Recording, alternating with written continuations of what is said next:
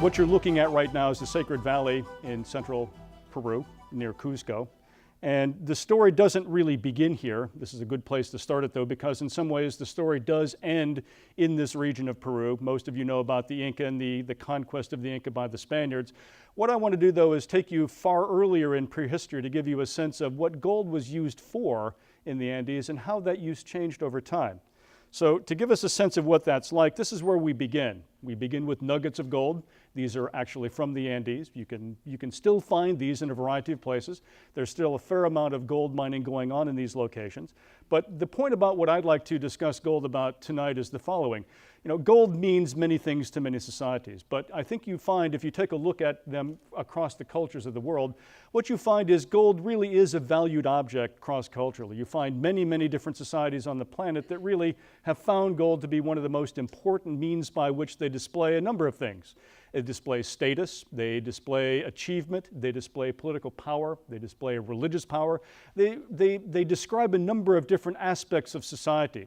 So that the way in which gold tends to be used then is a reflection of relationships between individuals, relationships between social groups, relationships between religious powers, and so on. What I'd like to do tonight then is to provide you with some insight into this 4,000 years of Andean prehistory by looking at prehistory through the lens of gold. Before I get going too far, though, I'd like to get a sense, though, of how many of you in this room have actually been to Peru. So you've seen interesting things, undoubtedly, during your time in the place. Did you go to the Gold Museum? I see nodding heads. You know what the unfortunate reality of the Gold Museum is? About 90% of the stuff in the Gold Museum is actually fake. And was only discovered relatively recently in the middle 1990s. So if you went before 1995 or so, I'm really sorry. If you went after 1995, there was a fairly long-term program of then going into the Gold Museum in Lima and actually taking a look at the objects that were found there, testing them to see whether or not they were actually forgeries and fakes. So I won't guarantee. I was asked by a reporter once, can you tell us what the situation is of the artifacts in the Gold Museum, looking for me to say, oh yeah, they're all authentic. And of course what I had to say is the usual weasel words, well, they're working on it, kind of thing. So I guarantee they're working on it right now. But in any case, what we're going to do then is take a look at 4,000 years of Andean prehistory through the lens of gold. And so where we're going to begin in this discussion is actually not presented on this slide. It never fails that the earlier cultures that provide much of the basis for the development of high civilization, the appearance of social inequalities, and all the other things that you associate with wearing and using gold actually began very early in the Andes, but unfortunately, we're not on here right now. So you will find me then off the bottom of this chart about 2000 BC. So what we'll do then is start with my work in the Andean world at 2000 BC. We'll jump ourselves up to, if you see in the center of this, in the Chavin de Huantar, about 1000 BC to 200 BC. From that point then, we'll jump up to the Moche, which is on the left-hand side in green, about 500 AD or so to about 800 AD.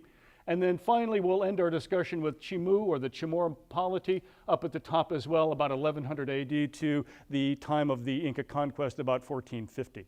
So those are the four cultures I've chosen to take a look at gold. Now, I do want to stress that many other Andean cultures used gold and displayed gold in a variety of ways as well. Certainly the Inca were, of course, prominent in doing this, but I chose not to use the Inca for a variety of reasons. I thought it might be more appropriate to give you a sense of yet another different Andean culture, the Chimu, that have a similar but somewhat different way in which they used and displayed gold within their society. So here's where we've set ourselves then the outlines of tonight's discussion. So where I'm going to take you now is to the place I do my own work in the Lake Titicaca basin of southeastern Peru. What you're looking at, of course, here is the lake, and you did see that lovely video, of course, where you saw various things like, pyramids, and you saw temples, and you saw monuments and things like that. I'm going to show you something, unfortunately, slightly different. I'm going to show you dirt, for the most part. This is a site, though, that is key to understanding the early use of gold in the Andes. It's a place called Hisquiramoco. Hisquiramoco in the native language, Aymara of the region, means little hill with grass growing on top.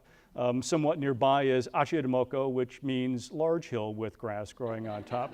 My point about this is, though, that these are the region in which we were doing our surveys. Of course, the point of our research was not to go find gold. Our research was really looking at the transition to the domestication of plants and animals within this region. So we were doing archaeological survey, and we found this site then at Hiskeramoko, and we decided that this would be one of the key sites that we would excavate in our project, such that it would provide us with the information that we were actually looking for in terms of this process. So I want to situate you now in where we are socially. What we're looking at in this case of Hiskeramoko are hunters and gatherers that are on the cusp of becoming sedentary peoples. That is, they're beginning to settle down. They've been mobile for the last, 5,000, 6,000, 7,000 years in the Titicaca Basin. But what we're finding now is a process whereby people are stopping this movement across the landscape and beginning to settle in one location for longer periods of time. And what you need to know about this, and I'm sorry to be the anthropologist here that has to go into this in great detail, but you really do need to understand just how key and how crucial this is in the development of complex societies. This is the moment in time when we begin to see the first real glimmers of social inequality. And now, we're not looking at institutionalized inequality yet. We're not looking at kings, we're not looking at, permanent rulers.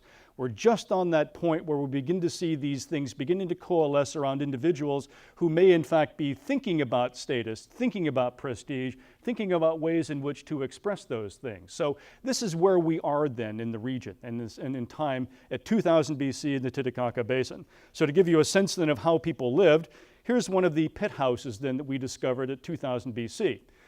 They're relatively small. They're not very impressive. That's only about 3 meters in diameter, hardly what you'd call Chichen Itza, but you get a sense then about what kinds of folks we're looking at. The fire pit in the middle, and you see those dark shadows in the circle of the house. That's all interior storage, where people were in fact storing for the future of, instead of moving, they're now beginning to store their materials inside their houses and to spend more and more time in that location. That's 2000 BC. Slightly after this then, about 1700 BC, we see an interesting shift in the way in which people are both building houses and of course then the way in which they're forming their diets. The previous slide showed you a pit house, and the diet there was just the beginnings of just barely cultivating quinoa, it's called Chenopodium. It's a plant that you might have eaten especially if you've been to the Andes. They were just beginning to domesticate this plant at this time. By 1700 BC, what you're looking at is a very interesting transformation of the diet where, in fact, people have now this domesticated plant. They also have domesticated potatoes, which is something we were able to uncover at this site as well. And they also then have domesticated camelids, llamas and alpacas. So they've made the transition now from being relatively mobile but beginning to be sedentary to something a lot more sedentary, and you see a transformation of their houses as well. Larger houses, more permanent structures, a different mode of construction of these places on the landscape. Now comes the fun part. Now here's our gold. I have to tell you this was a complete surprise. We were not looking for gold. We had no intention of finding gold. Of course, we're happy that we found gold. But the bottom line on it is that we were really, of course, looking for the very much more mundane materials that define the subsistence transition. So it turned out, and you're going to laugh perhaps, I don't know, but it was one of these days. It was in November, and if you remember, Snoopy's sitting on his doghouse. It was a cold and stormy night. Well, it was a cold and stormy November afternoon. It was getting close to freezing. There was a thunder lightning storm coming at us from the south. We knew that we had to get out of there. A student said, "Come over, I want you to take a look at this context. I'm not sure what's going on." Of course, the boss gets down in the pit to go find out what's going on. I start digging around. I move some dirt aside, and I see this funny little golden color glinting at me, and I go, "No, what is that?" I first thought maybe teeth, maybe some other sort of thing, and I brushed around a little bit more and said, "What is this?" And I saw one of the first beads then pop out.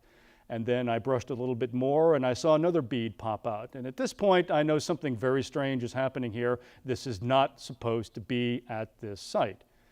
But here comes the storm, here comes this bad weather. And what's also happening too, though, is that the local folks who work for us, they're getting curious. Why is the boss on his hands and knees in the pit?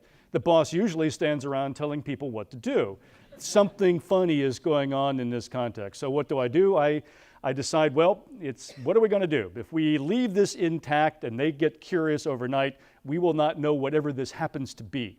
So I make the decision then to essentially take the entire context, which turns out to have been a human head that had been placed into this burial context as a secondary burial, and what turns out to be this necklace that you see was around the neck of this individual. I took the entire context, put it in a bucket, and we excavated the site back at the lab at that point, because we were trying to keep it from being looted. Because as you might expect, as soon as someone saw the word or heard the word gold at the site would have been looted overnight. And so we were quite quiet about keeping this secret then at that point. So there's the gold. And what you're looking at then is the way in which we've restrung the necklace to give you a sense of what we think the reconstruction of this happens to be. The way in which this gold was formed is they took nuggets of gold from placer deposits in the Andes, sometimes in other contexts as well. The gold, as you well know, is quite soft, and so what they were able to do then was to pound this gold, eliminate any of the external mineral debris on top, and then through a series of pounding it around wooden stakes or wooden sticks, they were able to make these lovely tubular beads. There's about 2 ounces of gold, and that 2 ounces of gold right now, at least on the market today, is worth what? Gold is really up there right now, but actually this artifact is quite much more valuable because it is right now the earliest gold discovered not only in the Andes, but it's also the earliest gold discovered in the Americas. So it was quite an impressive find for us, certainly.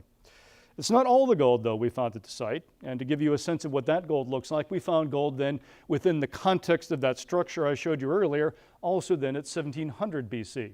What you're looking at now is a gold disc, but formed in basically the same way. Gold nuggets pounded into a context with mortar and pestle, and then pounded flat, and then in this particular case, probably used as a pendant.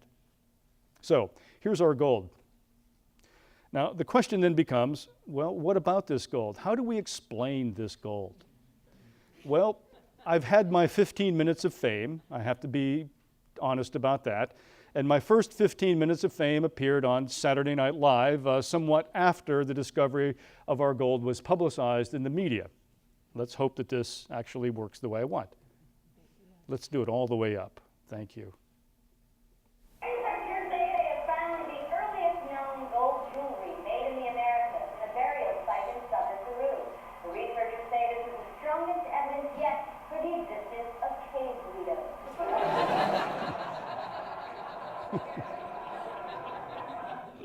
Now, you can take that one for what it's worth, but at least, we got some publicity, but you notice it was researchers. Hey, where's my name in all of this, Fine. You don't like Saturday Night Live's explanation? Try this one.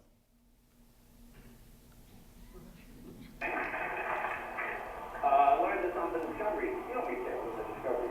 Archaeologists in Peru say they discovered the oldest piece of gold jewelry ever discovered in the Americas. They say the gold necklace was made over 4,000 years ago. This proves that men have been screwing up and buying the white jewelry far longer than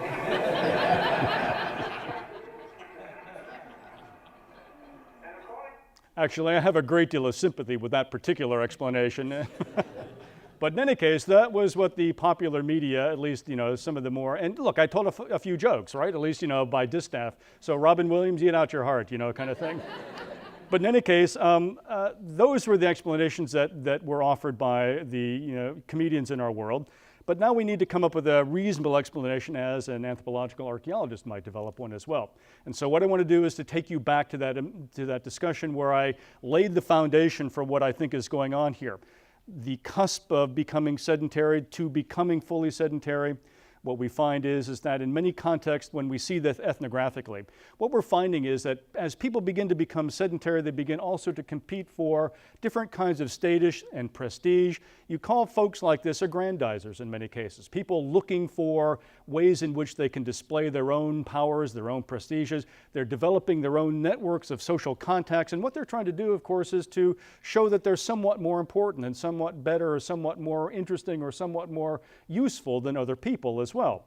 And so I think what the gold is really symbolizing here is not so much it's not really symbolizing a wealth object just for the sake of display.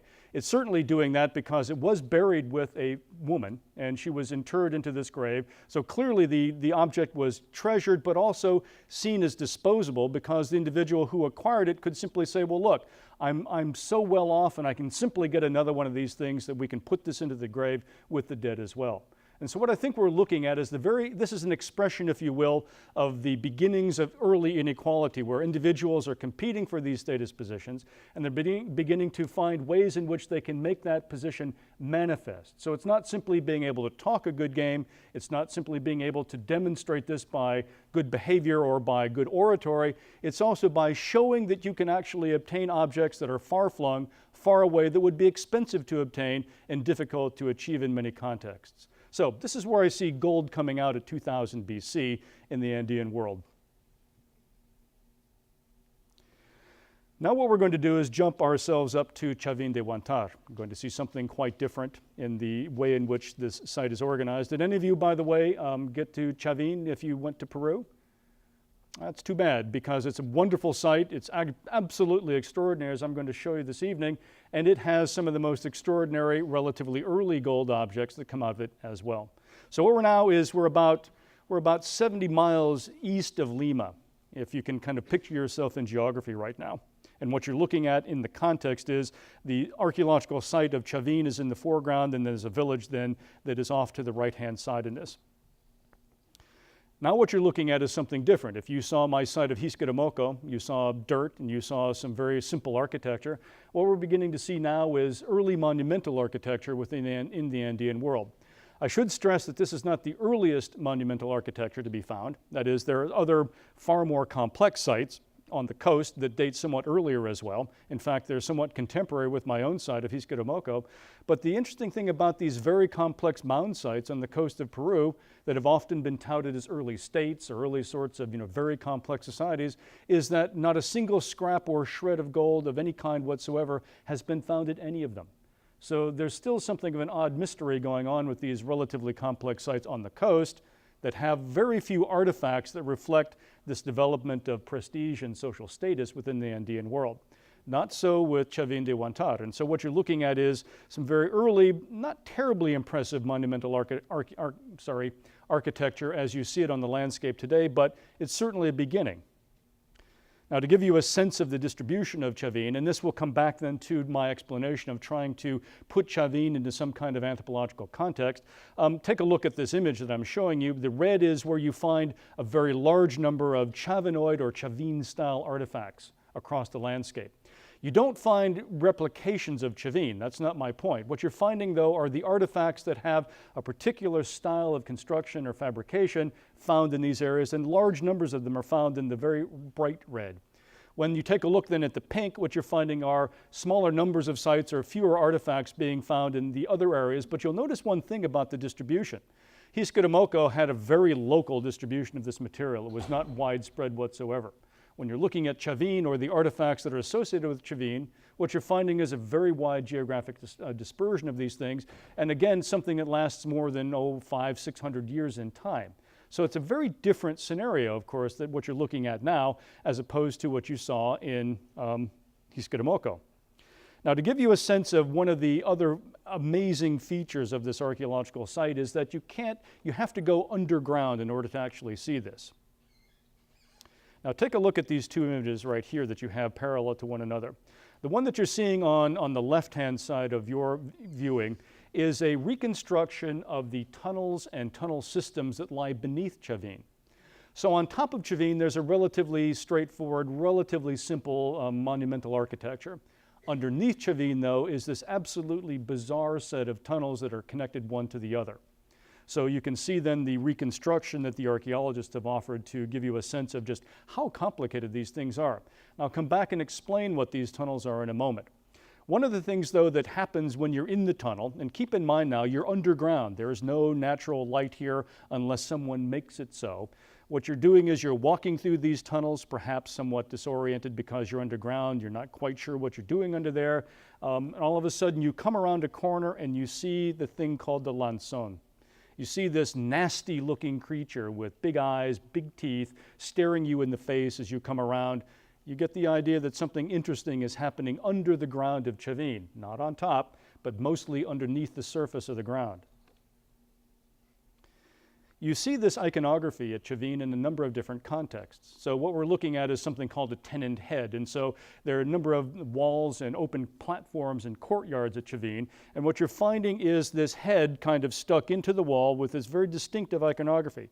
Bugging eyes, teeth coming out at different angles, but relatively humanoid, but also relatively feline as well.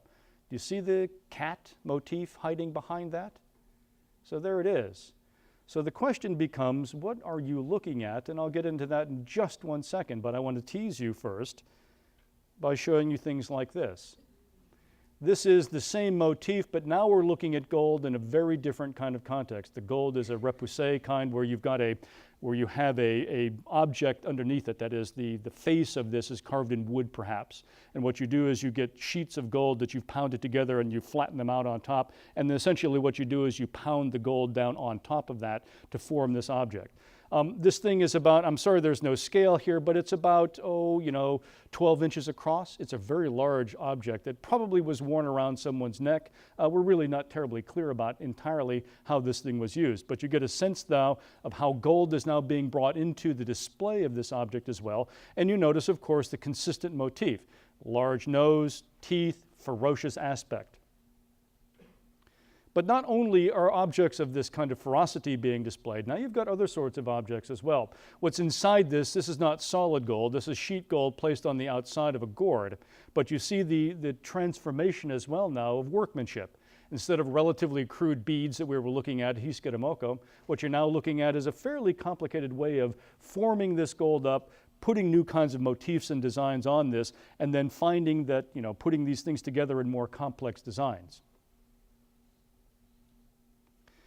One of my favorite pieces. It gets interpreted in a variety of different ways, crowns, headdress, you name it. What do you see? You see the kitty cat motif with the ferocious teeth. Do you see the claws on the feet as well? Fairly impressive. But what I want to direct your attention to is what the individual is holding in his hands. Some people have called these maize stalks, but I don't think that's quite what they are. I think most people now agree that they're a very peculiar kind of cactus that grows in the Andean world. And one of the interesting properties of this particular kind of cactus is that if you take it off, you cut it up, you boil it in water, and you drink the water, what happens to you?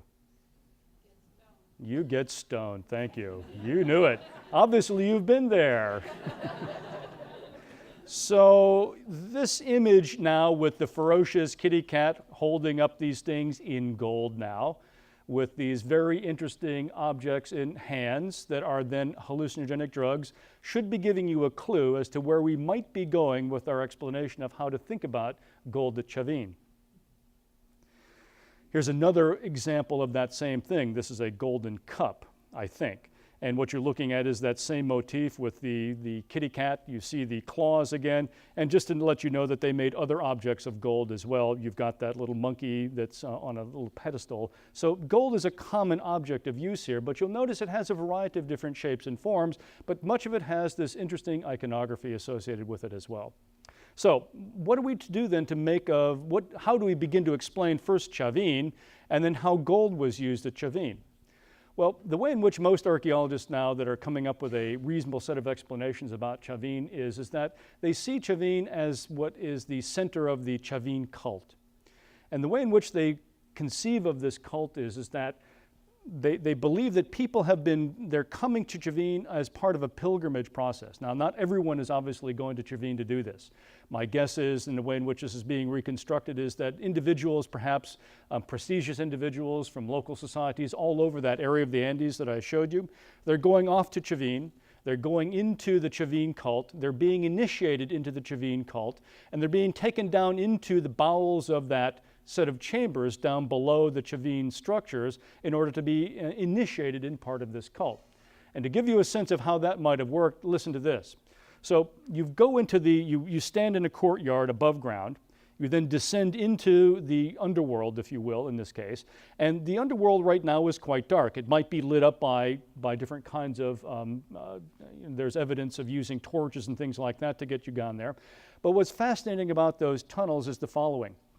They're highly interconnected. And there's good evidence to suggest that in some of the tunnels, a noise could be made by diverting the water from the nearby river and diverting it through these tunnels to make this incredible roaring sound that you might understand as, you hear this incredible noise underneath the ground.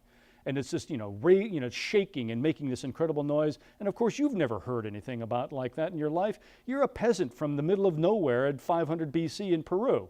What do you know about the world? But here you now are confronted with this very strange noise. They also found a number of caches of conch shells, the kind that you blow into and make loud noises, caches in different parts of these underground chambers, whereby other people that might be part of the initiation process would sit in locations, and as you get to certain places or descending further into the tunnel system, someone begins to blow on these horns as well. And then finally, the last thing that becomes interesting is you can actually flash light in these tunnels as well, so that you're still in darkness for a moment, but as you may be around a corner, someone can open up a pathway that flashes light in your face. And I imagine that one of the things that you might in fact encounter, especially if you came face to face with a lanzone, is you're walking in the dark, and all of a sudden someone flashes the light, and what do you see? The scary lanzone looking you in the eye. Now, what people think the motif is actually trying to describe, that feline form with the human elements as well, what people are suggesting about that form is that you're looking at a kind of shamanistic process where individuals have been transformed by taking this drug into werejaguars.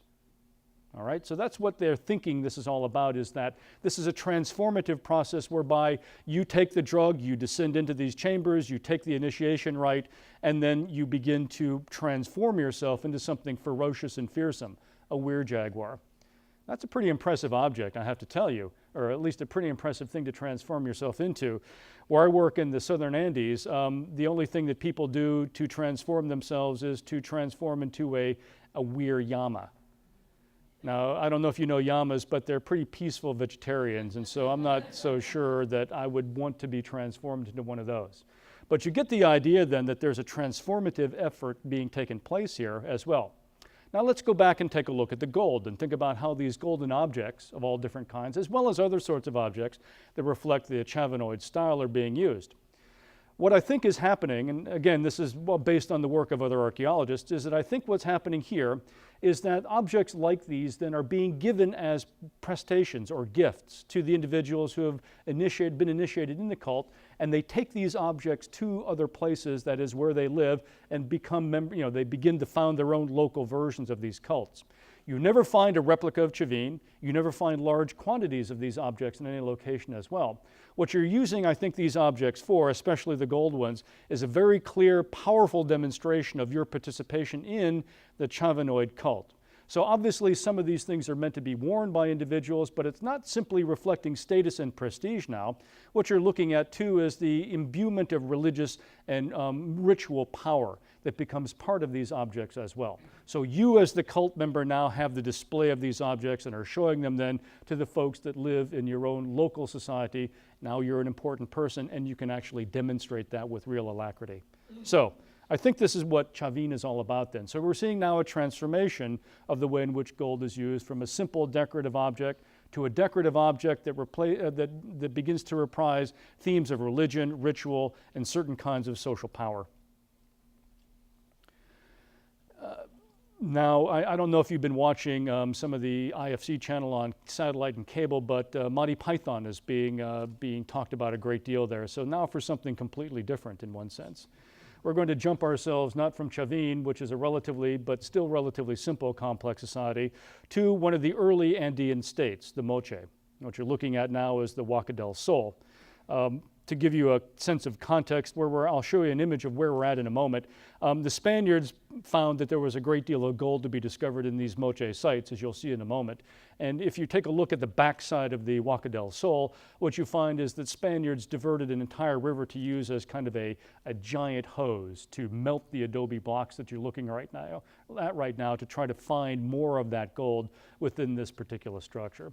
So the Spaniards knew there was a lot of gold there, and so they got there first in many cases, but we'll find that, in fact, we're fortunate, and I can talk then about, with some authority then, about what archaeologists have uncovered in terms of the nature of Moche gold.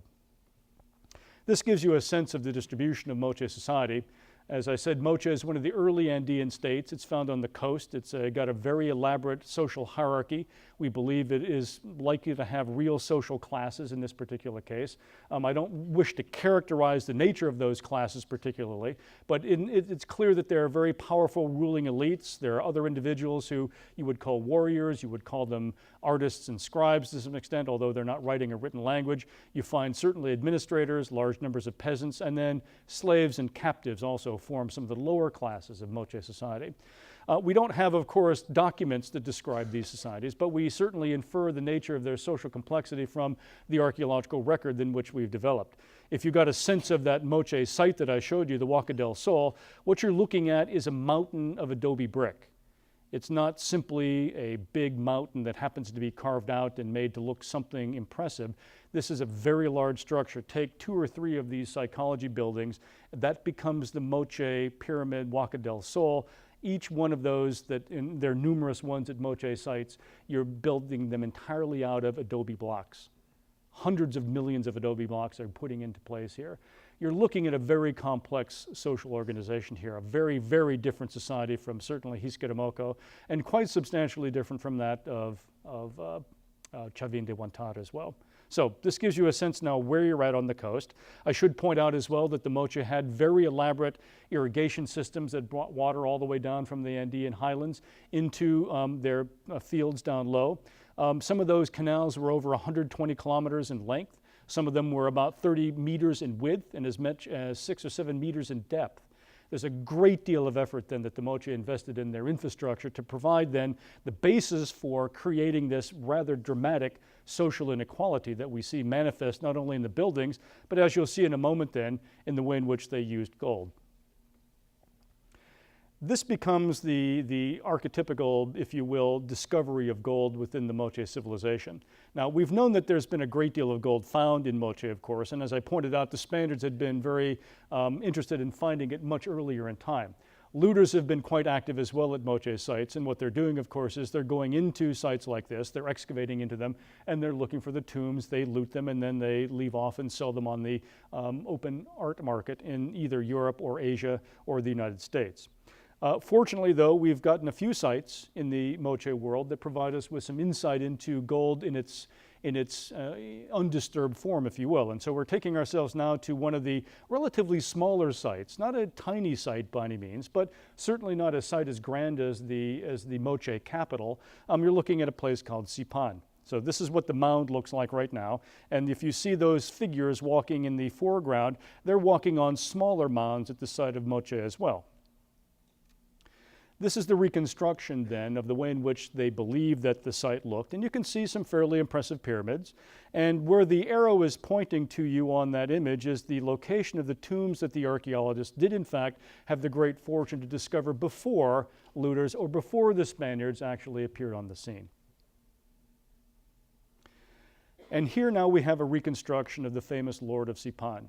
Now, what I want to stress to you is that this is fully the equivalent of the discovery of King Tut in Egypt, if you will. Of course, as you know, many of the Egyptian pyramids and mortuary contexts have been looted much back in prehistory as well as into modern times as well. And so the discovery of Tut's tomb was an extraordinary discovery because we found for the first time an entire tomb context intact. And what you're looking at then with the Lord of Sipan is you're looking at the same kind of tomb context intact. This individual was not likely to be one of the very high apical elites, that is the very highest level of elite peoples within Moche society, but he wasn't terribly shabby either, as you're going to see by the reconstruction of what we find here. So this is the way in which now the Lord of Sipan then is presented to you. You get a sense of the way in which the context is laid, and there the Lord sits within his coffin in the center of the image. Now, to give you a slightly better image of what that looks like, what would we do without National Geographic? We rely on them for all sorts of things, money, reconstructions, all sorts of, movies and things of that sort. And what we're looking at now is something of a reconstruction of the way in which people think the tomb must have looked like when the individual was placed within there. And I think one of the most striking things first that you see are what?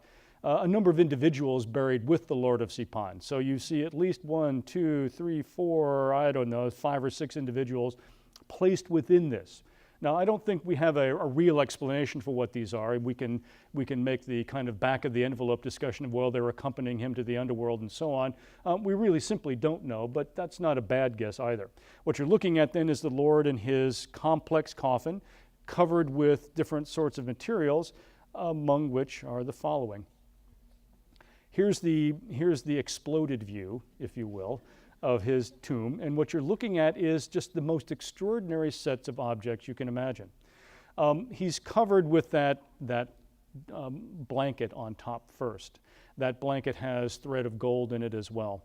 You're looking at gold necklaces, you're looking at gold jewelry, you're looking at gold baubles, you're looking at gold in all sorts of different ways. You're looking at silver, you're looking at bird feathers coming from the tropical forest environments of the Amazon basin. You're looking at a tremendous amount of wealth objects, stuff, as I like to call it to my classes. And I say, this man is buried with stuff. And if you take a look at the range of things, it's truly extraordinary. And to give you a sense of what some of that stuff looked like, just take a look at the other 2 images right there. Little heads of animals. They look like some kind of deity, we think. On the right-hand side this time. The right-hand side looking at these objects. So you can see that there's little faces on there as well. They actually have a bit of resonance with Chavin in one sense because they look ferocious with long teeth. Who knows quite what they are. What is that thing down below there? What do they look like? Peanuts, exactly. But what is the interesting thing about the peanuts? One set is silver, the other set's gold. So we're seeing another metal now being dragged in. And what's really fascinating about silver, silver is not local. That is, it comes not from this particular part of the Andean world. That is, all the gold I've talked about so far, you can get relatively locally to where you're at. Silver has to come mostly from the Titicaca Basin. So there's enormous trade then that obviously is bringing a lot of silver back up into the Moche heartland from far-flung places. Now, this is just a tiny bit of the gold that is found with the Lord of Sipan.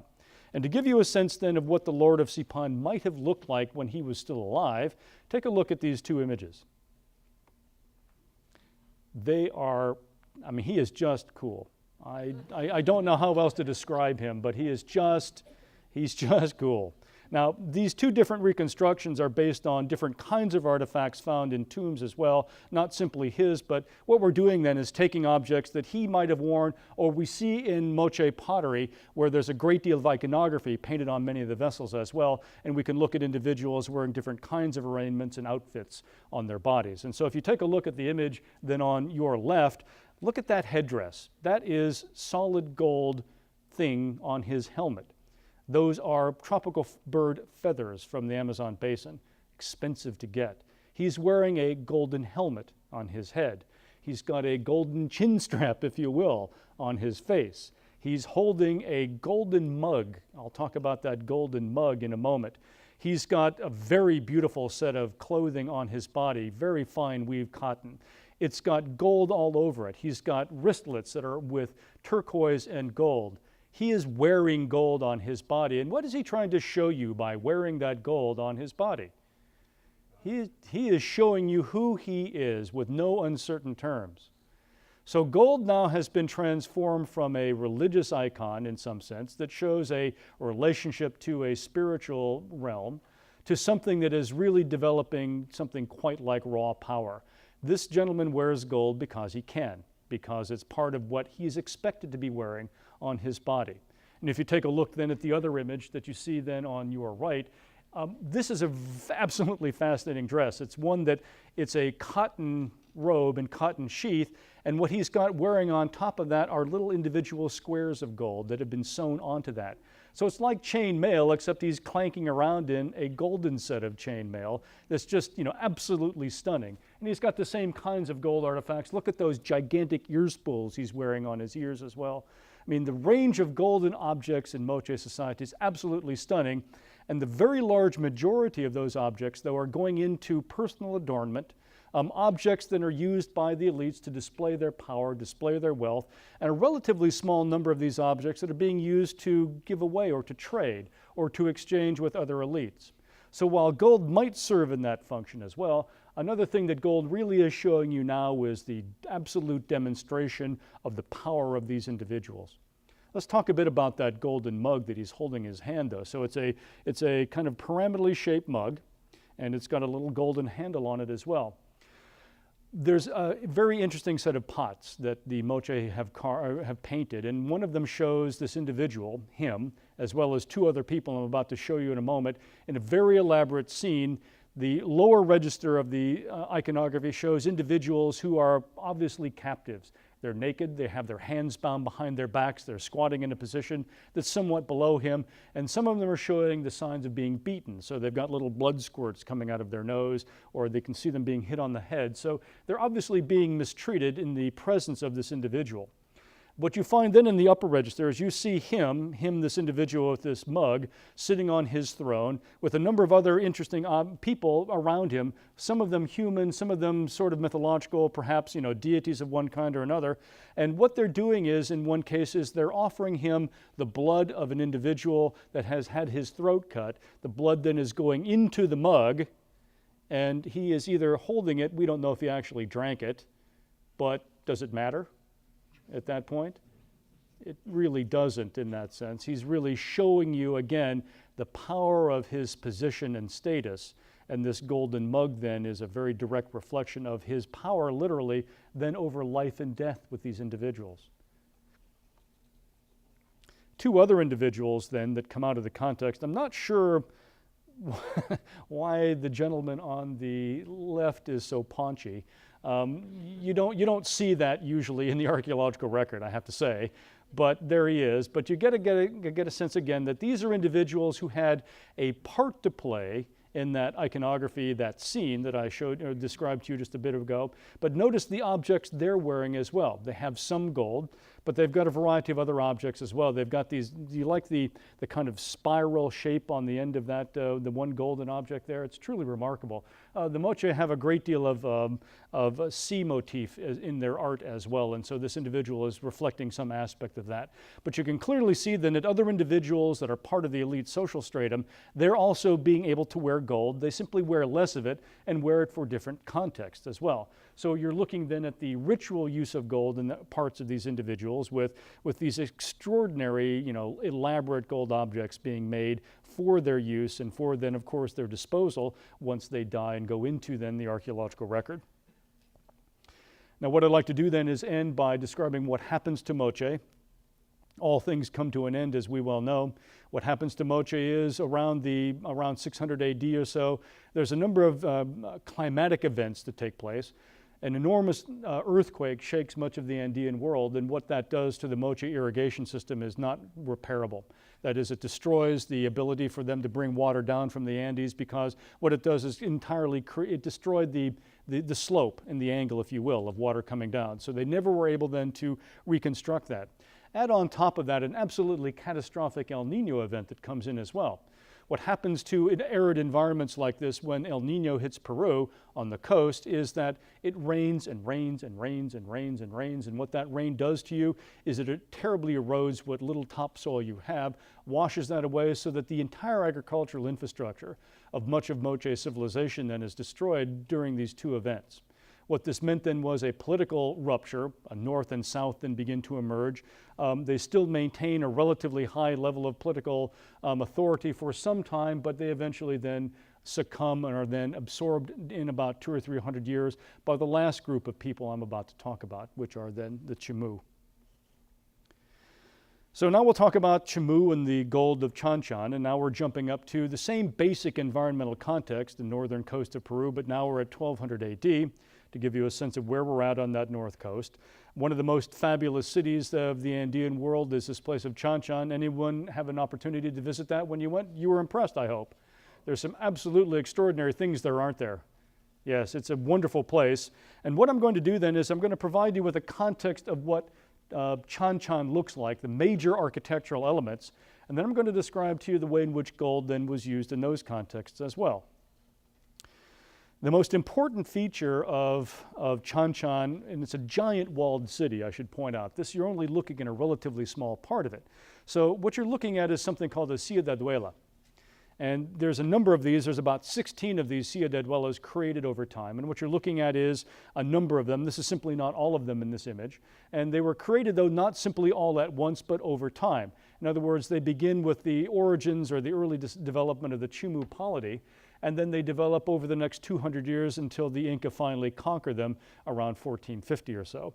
So what we're looking at then is a relatively small snapshot of time, about 250 years, wherein these structures are constructed by the Chimu elites. Now, to give you a sense of what these things look like, take a look at this image. I apologize for the Spanish, but it does give you a very nice idea about what's going on. I want you not to forget this little individual being hauled around on the cart, or I'm sorry, the pallet or whatever you want to call it, because he becomes actually quite important in terms of what we're going to discover here. So you see this very large walled compound. You know, the walls are fairly complex, and the interior is even more complex in some ways, because what you find is you enter into this maze-like structure. There's various kinds of audiences. There's a kitchen, as you see there. There's a ceremonial pool that you find. You find some plazas as well. You see the image up there called almanasajes. Those are storerooms of different kinds of things. And then finally, if you look all the way at the end of that, near the upper part of it, you see the mausoleo, the mausoleum. This becomes part of the focus then of what's going to happen within this particular context. So let me explain to you a little bit about how the political structure of Chamorro works like, to give you a sense of what these ciudaduelas are for. So many archaeologists and ethnohistorians have argued that what we see in the Chimu social organization, or the political organization of the elite, is something called, it's called split inheritance. And what you're looking at is that the individual who built the first ciudaduela, the first real king of Chamorro, built this out of his own conquests. And what we find then is Chamorro is one of these relatively predatory states on the Andean coast that's trying to expand its polities or its size by simply conquering other local polities nearby. Now, Moche did some of that as well, but not as dramatically, certainly, as Chimu did. So what Chimu is doing is it's creating basis for wealth. It's creating a basis for wealth by conquering its local neighbors. And so what happens, of course, is that wealth comes in a variety of ways. It comes in as agricultural production, but it also comes in as tribute as well. And so much of this tribute then is going into the storehouses that are found within these ciudaduelas. So you begin to see then that this becomes the focal point of a particular individual, this particular beginning king, who begins this process. The way in which this split inheritance works, though, is quite interesting. What you're finding then is that upon the death of this individual, he's taken and then mummified. It's usually a natural process on the coast, and he goes and is placed in his mausoleum.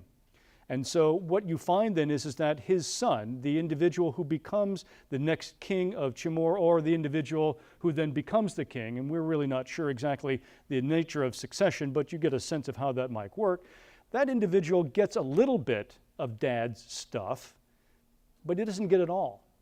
He has to go out and get more of his stuff himself. And so what that means is individual king number 2 actually then has to go out and do another set of conquests of other polities to bring in his stuff so that he can build his own mausoleum and own ciudaduela. So you can begin to see that what's happening with the Chamorro, very different than what we saw in the earlier cultures, is there's this predatory nature about obtaining wealth objects for this kind of very, very insular display, if you will. Get it, display it, keep it forever after you die. You can't take it with you? Well, not that Chamorro didn't believe that. In fact, what you're looking at then, the little gentleman on his platform, is that once a year, the retainers of that particular ciudaduela, the descendants, if you will, that might not have been the apical elites, but some of his relatives, bring him out of the mausoleum, put him on his palanquin, walk him around his ciudaduela so he can look at his stuff. And then they put him back in the mausoleum again. And then you can begin to see now how this process works. So each one of these ciudaduelas then is really based primarily on conquest. It's really based on the Chamor leaders then going out, getting new conquest, bringing in new material, bringing in new stuff. What is that stuff? Well, you've all seen this before. You see the one on the left-hand side of you. That happens to be, of course, the Chamu sun god, the representation of the Chamu sun god. You can find this in Peru, bottle openers, and just about anything you can find these days is in this image. So there's a great deal of gold that's being invested here. What the image is actually atop of is a ceremonial knife called a tumi, and that knife is used for ceremonial purposes. I bet you can guess what. Yeah, human sacrifice is part of this, certainly. So there's this ritual element of the way in which gold is being used that we first saw in Moche, now being continued on in Chumu as well. And now you have a sun deity, though, attached to that whole thing. Lots of golden cups, lots of small objects being made by Chamor. We're not looking at very large objects for the most part, but we're looking at a lot of disposable items, a lot of stuff that could come in mostly as tribute into their coffers and therefore be used as display. One thing, though, that Chamor does quite well is that when they bury their dead, a lot of that gold goes into then the burial context. And so what you're looking at is a pretty spectacular vest of gold made out of beaten gold leaves and then formed in a variety of ways to be placed over the dead body within that mausoleum context. They also were very much into gold masks of various kinds as well. Very elaborate ones that they placed on their dead so that when the gentleman might be brought out for his annual airing to walk around and see his stuff, you would put a gold mask on his face because perhaps you didn't want to see what he really looked like, but you would have this golden mask then on his face as he's being walked around his mausoleum. So many of the Chamor elites then, not simply the most apical ones, but the ones below as well, were buried with these enormously elaborate gold masks. The final objects I want to show you are some of these cups, but most important, I want to show you these golden hands. Now, what's really fascinating about these golden hands is that they're sleeve length. So you could get up in the morning if you're the Chamor king. You stretch, somebody brings in your whatever you drank as a Chamor king in that early morning. And then you think, I think I'll put on my golden gloves. And so you just put on these big golden gloves. There's other golden objects that have been described by the Spaniards that were golden pants.